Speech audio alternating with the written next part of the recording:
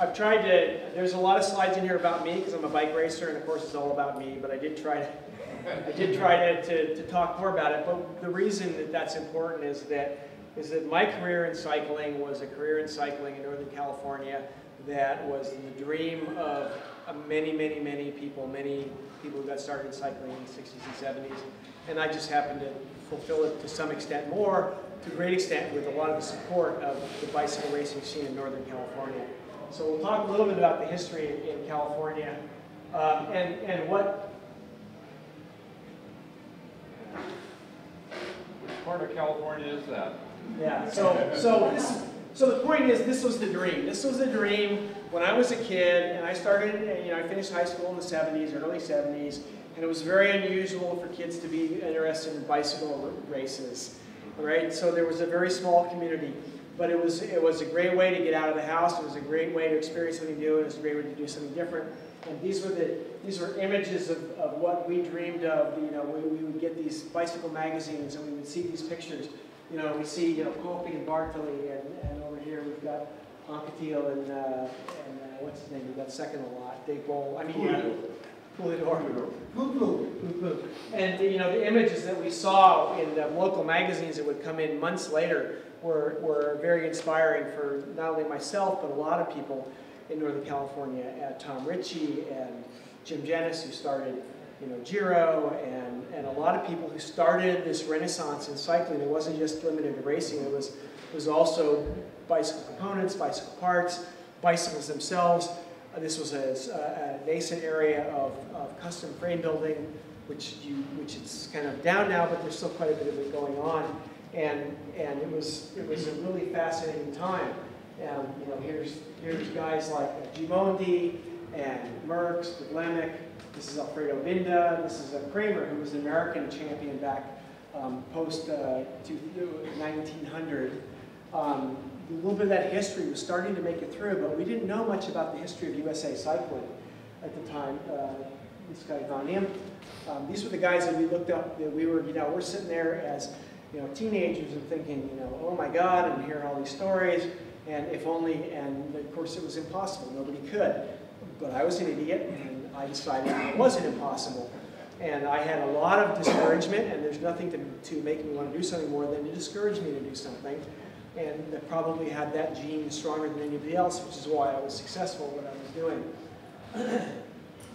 By the way, I'm now Vice President of the United States Cycling Hall of Fame, which is up in Davis, California, so I've learned a lot more about the history of the sport. The history of the sport in the United States is very rich, it's very deep. If you were just here for Andrew's presentation, he went into that, I'm sure to some degree. I don't know how much he went into the American scene, because it was, America and France and all this stuff. There's been a number of books that have come out in the last 5 years, Andrew's books and other books about characters in the cycling scene 100 years ago, which is just fascinating.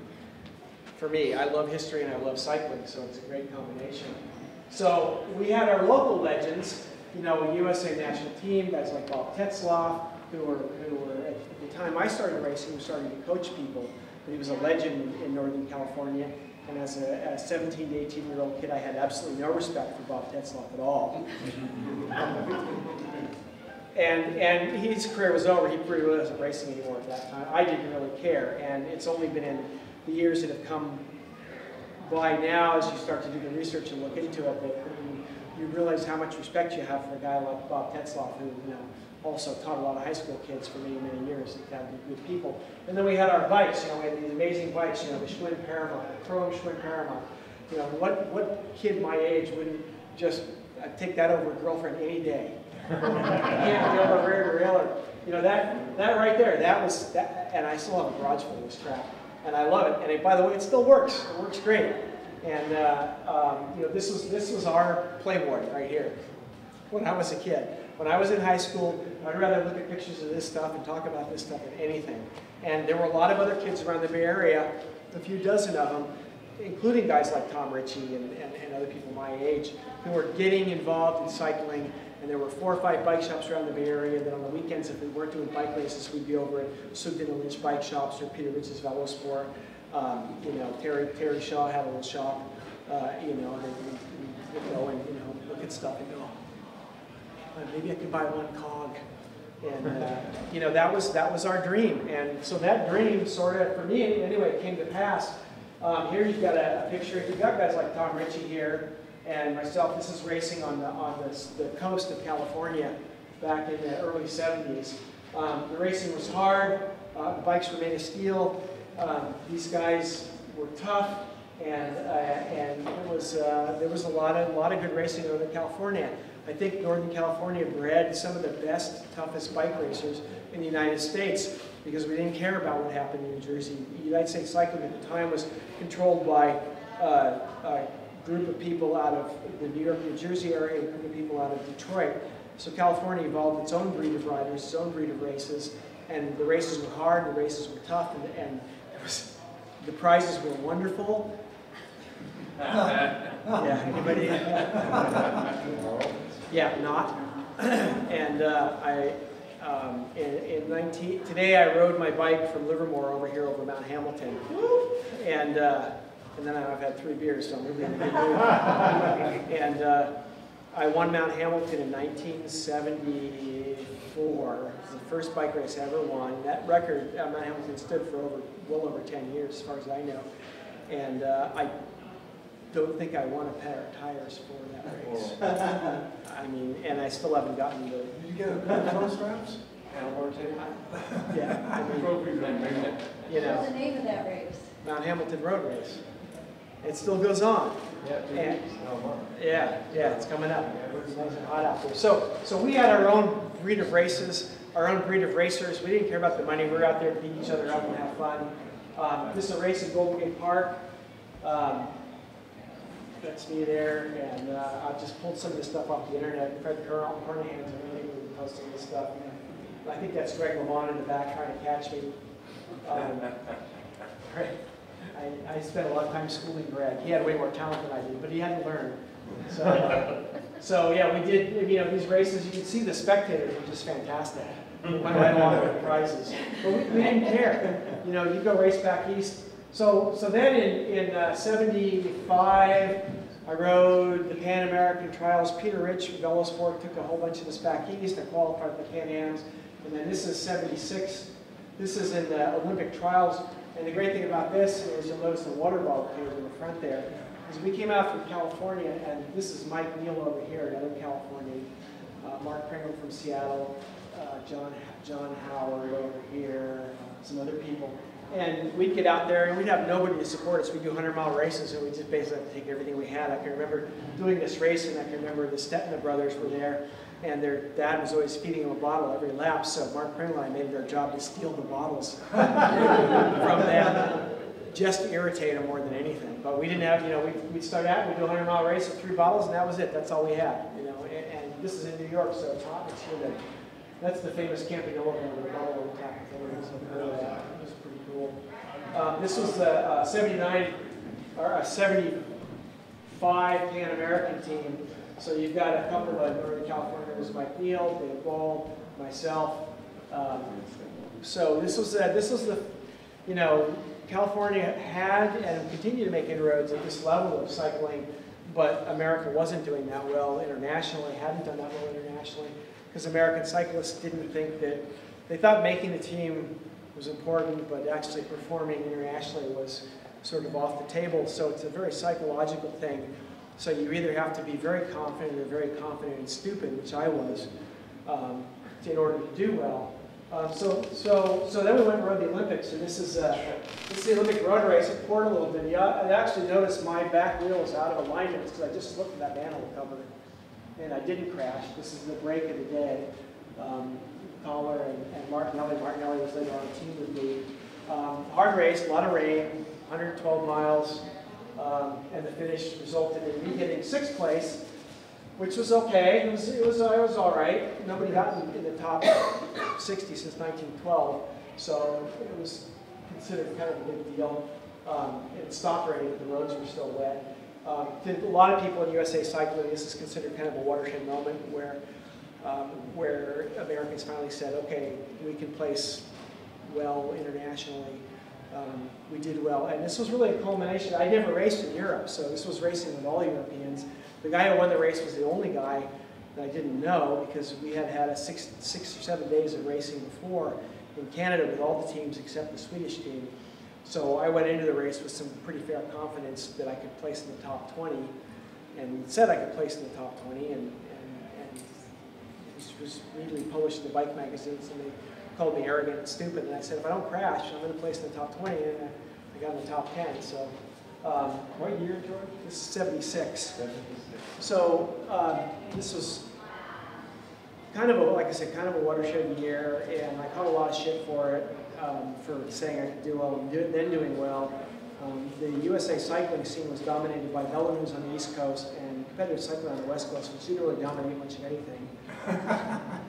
But they were very down on California cyclists in general, and this was kind of like a...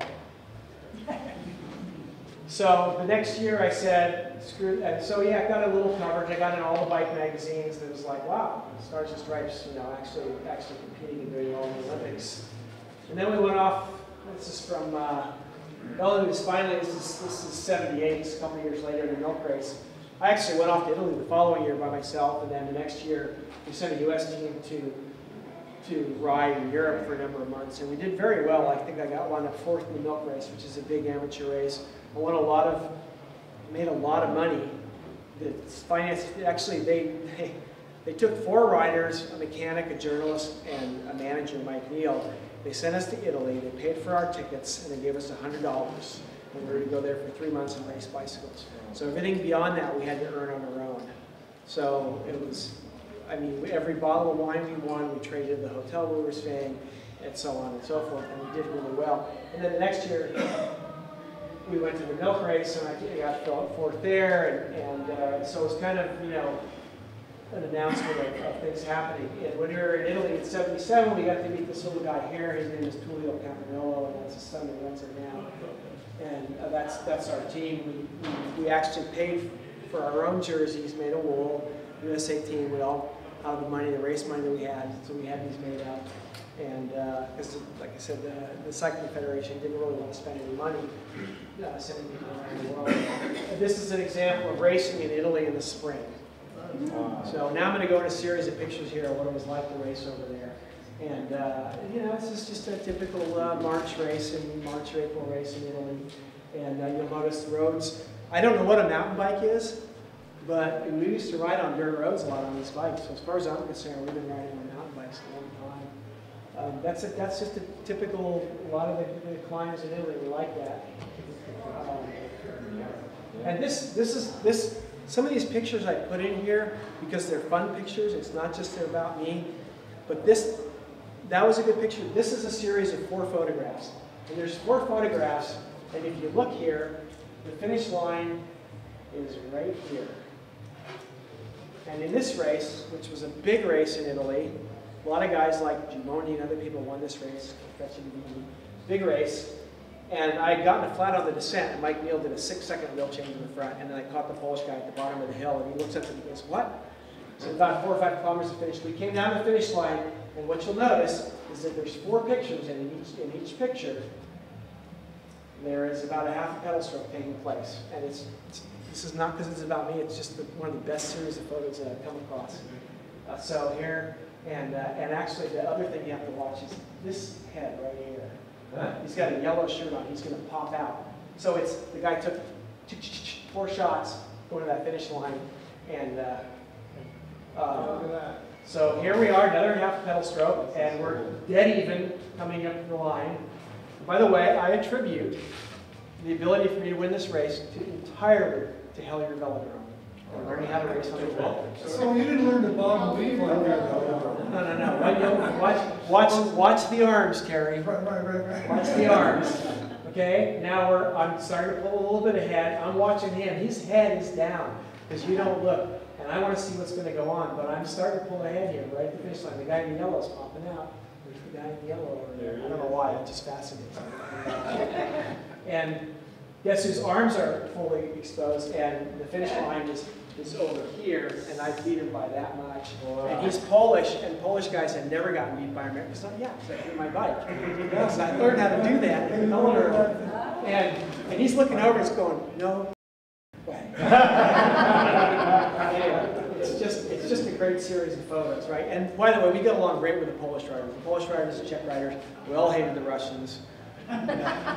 We were all battling against the Russians. They formed combines together and stuff. But, mano a mano, it was a bike race. Did you tell them it's harder to do on a fixed gear and so this was nothing? Anyway, like I said, I attribute that win to Hellier Velodrome. And a great series of pictures, like I said, just go through it. What year was that race? This is 78. So we're dead even there. And I'm maybe a little ahead here, but you can see I'm talking the gun. Yes, okay. Right? Okay, All right. And he's not a track rider, apparently. Apparently not. Yeah. And there I'm starting to throw it. And I'm trying to judge it, and I'm just a little ahead of him, and then as you can see, I throw the bike even more than he has. So anyway, it's a good series of photos. And this is a race in Ortona, Italy. This race was in an industrial area with oil all over the roads, and we went down to Italy, and I just loved it. The Mario from Mario Kart's right here. That's why I like this picture. I took that name from there. So we won a lot of races in order to pay the bills, which was interesting, and we actually managed to keep our heads above water. We would come back from races with our team cars full of prosciuttos and wine and all this stuff, and we were staying at this place in Villa d'Alme called Bar Gusto, and we would just, he was used to having international teams there, and he would take all our stuff in on trade for whatever he called it even. Looks like the line's made from flour. The line is made from flour or something, and it was pouring rain, and it was a slick road with a lot of delivery trucks. It's a port called Ortona in Italy. So this is from '78. We came back. We were raced in Italy in the spring, and then this is the Tour of Colorado in '78. And the great thing about this is these USA national team jerseys, which I have a number of. The USA national team would give us these jerseys made out of really bad polyester, but because I lived in Italy a bunch, I had all my own custom-made Italian wool jerseys with like embroidered stars and stuff. So I would always show up at the races, and I'd have a few extras to sell my teammates if they want them. But I really, remember we raced back in wool then. Wool jerseys, wool undershorts, wool shorts, and it's still. We did the Heroica recently with all the wool stuff. And now lycra shorts are better because they don't move as much, but that's only because I couldn't find any wool shorts that I could fit on in my stash. But the wool jerseys were fine. And this was so in this race was the Tour of Colorado at the time, the Red Zinger, and I broke away on the last road stage with this guy Kingsbury. Because I always like to have a companion until the last lap, and then I drop him on the last lap, and so it's just a good Kingsbury's and Kingsbury's cases. Huh? Kingsbury's and Kingsbury parks and stuff. I don't think so. I don't think he has anything to do with the bike world much anymore. Just some good pictures, and there's winning the stage. I like this because I like the picture because of all the short shorts everybody's got, including the guys. So it's definitely a period piece. Yeah. So we had Kadai sponsoring us. We received $100 a month. That was our sponsorship from Kadai. Oh, $100 is certainly worth more than that. And we had Connie Carpenter and myself and all the best riders in the U.S. and that's what we got paid. So, and then the rest we made up in winning prizes. There's the Red Zinger Tours race. I won that in '78. No, that's the criteria in Boulder. Just looks like it's uphill, but I wasn't content with just winning. I had to win a few more stages too. As I said, arrogance, stupidity. I'm the king. So there's Kingsbury again. So the Red Zinger was a time, and I managed to get some pictures here and there. After that, we started this AMF team, which was interesting. It was a good team. Again, $100 a month pay. So I went back to Europe that year. This is the Nürburgring ring in Germany in '78, the World Championships. So I didn't place, but you can see that some Americans were out there dueling with the guys who were doing the races. So we were in the money at that point.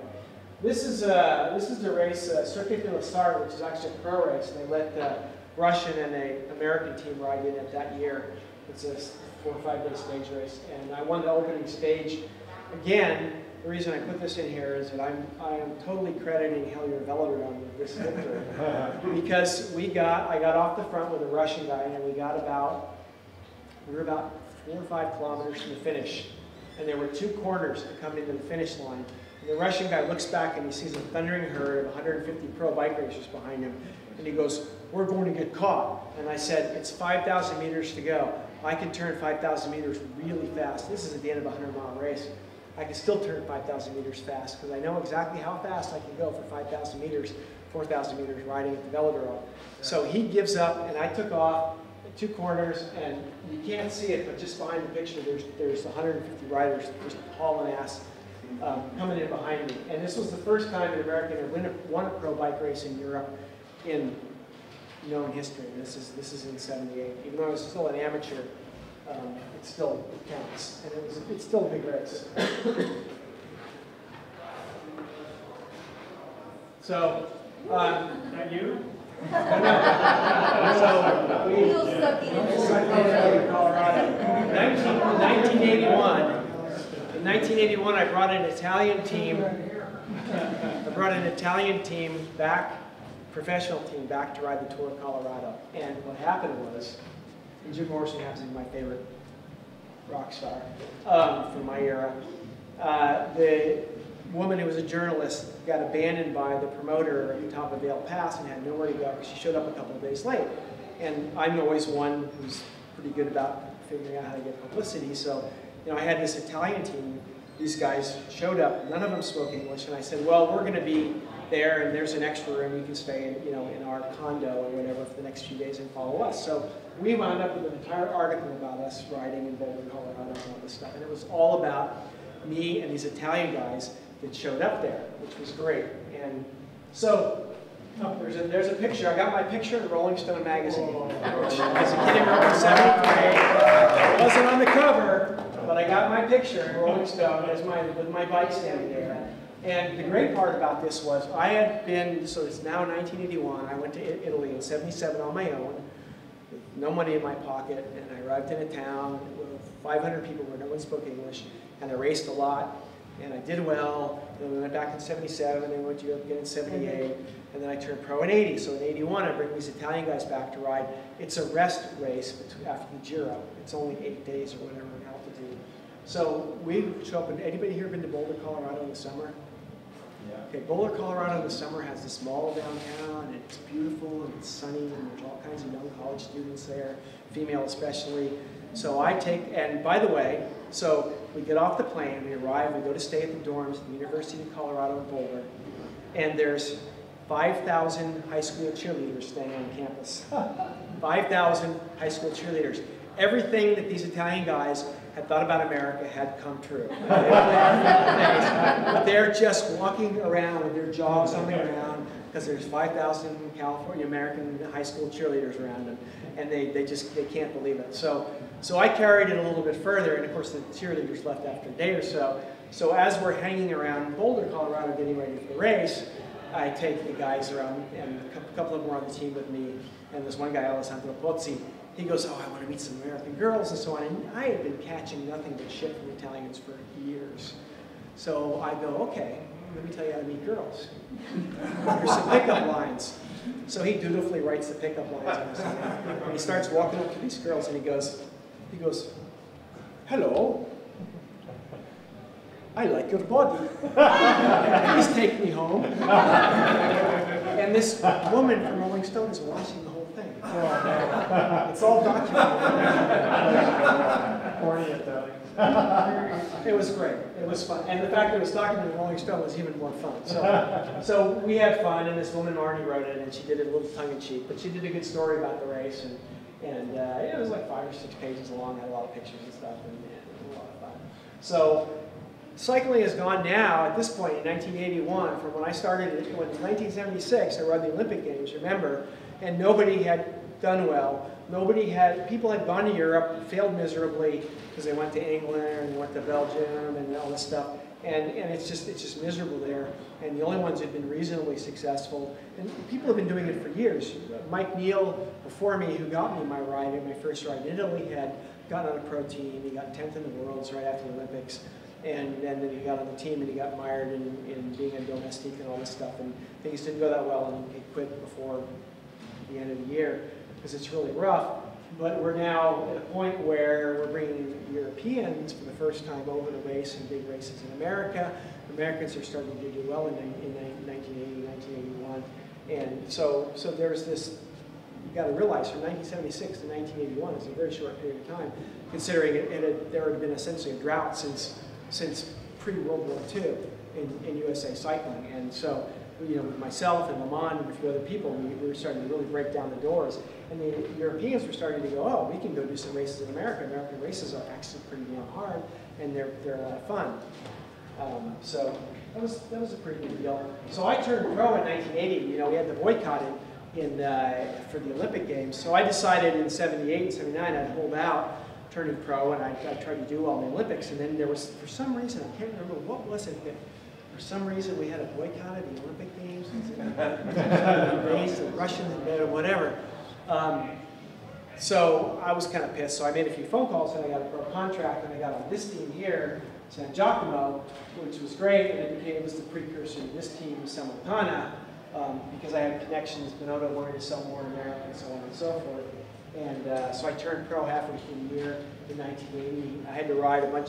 I actually had to win enough amateur races again in 1980 to get, you got a point, there's a point system. So I had to qualify as an Italian to get on a pro team, even though, and there was no group to even issue pro licenses in the US at the time. So Jack Symes put that together, and I got the first pro license essentially to race on the road in Europe with the new US pro thing. So it was a good thing. I mean, they made postcards, they made posters, they made stickers, they made all kinds of stuff. It's a big deal. And when I was racing about 160 days of racing a year, and the average race was over 150 miles. So even now today, the pros are racing under 120 days, and their races are typically a lot shorter. It was a hard life. So here's some pictures from that great experience. We actually, a couple times we rode the World Championships as a team, and then when I turned pro, here's guys like Cerrone and my teammates. And how old were you, George? So a lot younger than I am now. 23, 22. Yeah, he's 25, and I was considered old. This is Tricimi de Lavaredo in the Giro d'Italia. I think I got 5th in that stage, and it was insane because in that race you could see the finish line above you, but you couldn't see the road in front of you. There were so many people. It was just, they just had to just wait. And unfortunately, they thought I was Italian, so they would park because the foreigners, they weren't quite so good at that. In fact, they even give you a smack on the butt, and they probably don't have a hat on because they love to steal your hat off of you. And I actually cold-cocked one guy once in southern Italy and tried to steal my hat on a really hot day. I go, no. He goes, I get my hat and I go like this. And last time I looked back, unfortunately there was no cameras or anything. But it was, so this is it. I mean, here, I put these pictures up here of guys like Lucien Van Amp and Freddie Mertens and Eddie Merckx and stuff. And some of these guys I actually got to race with. It may have been the end of their career, but I'm riding the Giro d'Italia one year, and I'm sitting there and I'm going for a mountain cream with Lucien Van Amp, who 10 years earlier I'd been reading in magazines along with everybody else, like that guy there and that guy there and other people that lived here. And we get these magazines, we read about these guys, and I'm sprinting for a mountain cream in the freaking Giro d'Italia, and I bust out laughing. I can't stop laughing. I'm just like, I don't care. This is like, it's unreal, it's unheard of. No one will ever believe me because no one covered it. None of the USA Cycling magazines covered any of the stuff that I did. And I didn't care because who cares what they say? So, but the thing is, it laid down the gauntlet because after this came a whole slew of other Americans. This was our team, this was a typical thing, it's a cockeyed, but we've got guys like Visentini and Argentina and guys who were world champions on this team. This was considered one of the top 5 teams in Italy. It was definitely a good team. And this is 82. I noticed one person with sunglasses on. Yeah. Yeah, you gotta have style. I was from California. I know. I had to work. You did start that, right? You did start- No. But yeah, I always had my sunglasses on because I want to protect my eyes. So, but again, it all goes back to Northern California and Hellier. There's a little bit of Hellier history. Like I said, I'm involved in the Cycling Hall of Fame up in Davis, and we're trying really hard to keep that thing viable. And if you go back even further, you'll find that this was one of 8 velodromes in the Bay Area back pre-World War II. This was where Lincoln High School is today. Terry's so old, he probably raced on it. Yeah, well, but Don definitely did. Yeah, but we knew people that raced on these things, and when we got started, and wouldn't that be great to have a track like that in Northern California? When they redid the football field at Lincoln, they ran it in a tunnel underneath the track. So they definitely know exactly where it was. There was a lot of racing back pre-World War II here. And other stuff we did in Hellier. So this guy here, this kid, he's a junior world champion. He called me up one day. I'd been backpacking for 2 weeks. And he goes, oh, I know you know how to ride the track a lot. I want to ride the district Madison championships. And I was like, yeah, okay, whatever. So I take him down. We spent a day riding around the track, and we rode the districts. His name is Greg Bob's kid. And Greg Lamont. And we lapped everybody, won the districts. And then he just kind of like, yeah, whatever. And then they had the nationals down in Encino the next week, and I went back, hung my bike up again, because it was the end of the season. I was burned out. I don't remember what year this was 78, and then he goes, oh, let's go ride the nationals. And so I went down with him, and literally on the line, I had taught Greg how to do, there's 2 types of Madison exchanges, one where you push a guy, and another one where you do an arm sling. And San Jose didn't teach you how to do arm slings because it wasn't allowed in California, in the United States. And literally on the line, they allowed arm sling exchanges. So I had to taught Greg how to do it. So we did our own exchange. We still got third, but if we had had an hour to practice arm slings, we would have wiped the floor with all the track riders. And they knew it. Because between the 2 of us, at that point in time, at the Madison race, with Greg only having had 1 weekend of riding on the track, we would have been national champions.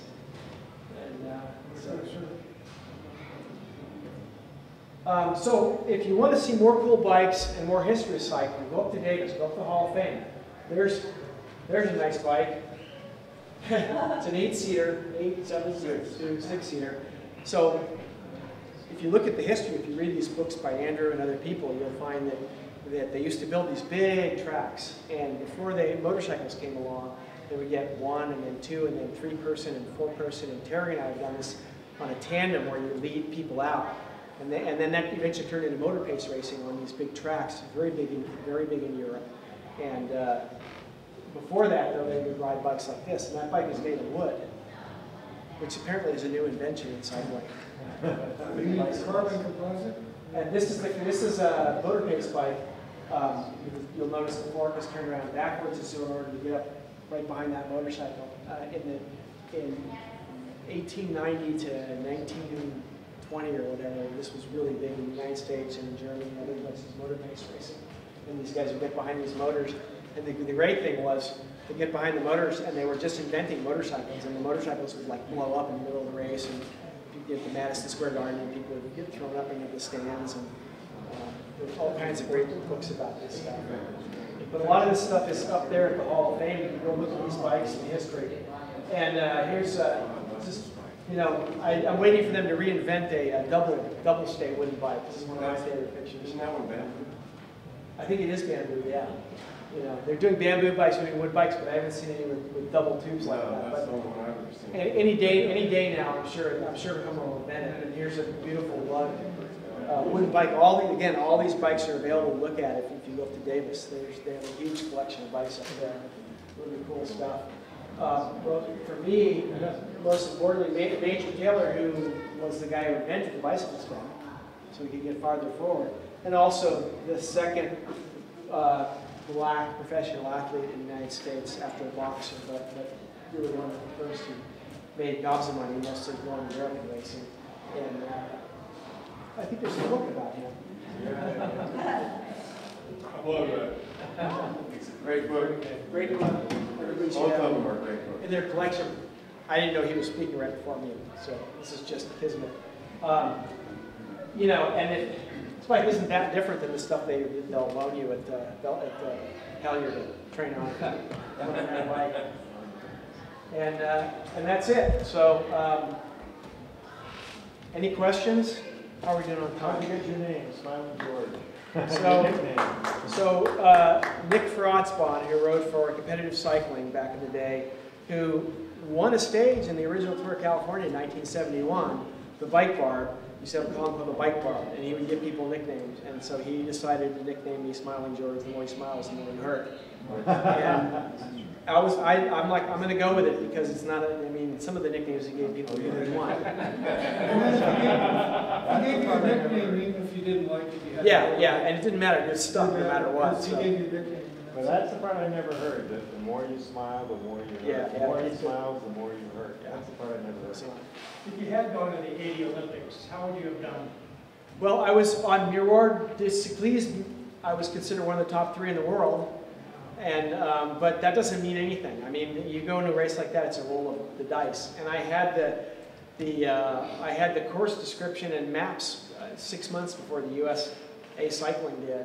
I mean, I was bound to do well. I mean, I wanted to do well, but you know, again, every race is different, and you can get sick the day before a race. So, you know, yeah. During that time, the movie Breaking Away came out. Yeah, I was in Europe at the time, and I didn't see it till I years was after. wondering if that movie had any effect in terms of the interest toward the race, I have no- racing community. I have no idea. I have no idea. It was certainly exciting for It was a great movie. cyclists riding here. Right. Yeah. I was in Europe. I didn't see it till like 3 years later. And somebody goes, "Oh, you should watch this movie. It's a cute movie." Do you remember your time up around Hamilton? No. No, I do know that Hamilton, Diablo, and now Tam, I held those records for many years, but I don't know when they got. Well, that's a good question. Which is the toughest climb from your perspective? Diablo is the hardest climb Diablo. because you don't get any rest. Ah. Although after riding up the backside today, I mean, Up the backside. yeah, I came up from Livermore this morning, and I haven't been up that in about 30 years, and it's like, this is really tough. It's higher now. Yeah, well, it swells up, I think, yeah. Plate tectonics. The Pacific plate is still uplifting. Yeah. We'll ask for comforts about that. No, ask my daughter. Any more questions? Did you work at Velosport? I worked at Velosport. I lived above Velosport, and I spent a lot of time at Velosport. Yeah, absolutely. I built a lot of wheels at Velosport. I fixed a lot of bikes, and yeah. And Peter let me live. On you there. Yeah, probably. And yeah, no. Peter Rich was instrumental in helping me. Who's now finally home. But he, myself, Mike Neal, and before him, Dave Brink, that I consider to be sort of the guys who started doing well internationally, all came out of Northern California. And if you consider, Greg to be, he's from our district. I still think that this district here, which is Northern California, Northern Nevada, has produced the best cyclists in America in modern history. And with Greg included as part of that, you'd have a hard time arguing, especially considering the light of the last 10 years. So one of the other committees I'm on the Cycling Hall of Fame is an ethics committee, and we were about to announce some people might be expelled from the Hall of Fame, and other people will never ever make it in there, because to me, in our mind, it's an honor to make it a Cycling Hall of Fame and to go through some of the crap these guys have done in the last 10 or 15 years. It's just not acceptable. So we have a bunch of people that have really strong ethical boundaries. It'll be the first sports hall of fame in the United States that actually lays out specifically, if you do this, you can't be in the Hall of Fame. And it has to do with doping and other ethical violations, not just drug related.